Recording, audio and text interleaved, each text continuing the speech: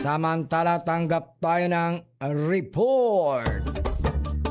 Establishmento ay pinasara sa Infanta Quezon sa mas pinaigting po na anti-prostitution crackdown. Abay, marami palang pokpok dyan.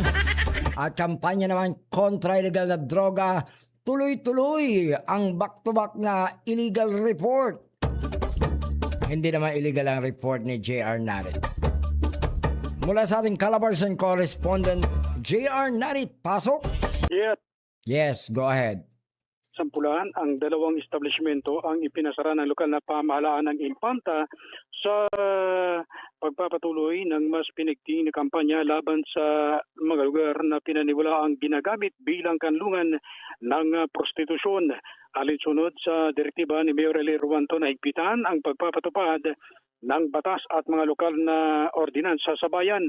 Ayon sa ulat, bandang alas 8 ng gabi, nagsagawa ng inspeksyon at pagpapatupad ng closure order ang municipal administrator na si Attorney Richel Aureliana at business permits ang licensing section sa pamumuno ni Ronald Resplandor sa tulong ng mga tauhan ng Infanta Municipal Police Station na pinamamunuan ni Police Major Fernando Credo, Chief of Police ng Infanta Task Force Disiplina.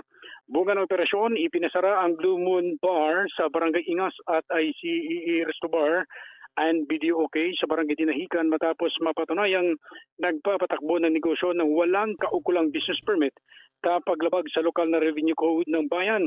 Samantala sa isinagawang inspeksyon ay napag-alamang may balidong business permit ang ROG Bar sa Barangay Ingas habang tumigil na sa operasyon at Hot Lips Bar habang hinihintay ang pag-aproba ng aplikasyon nito para sa business permit.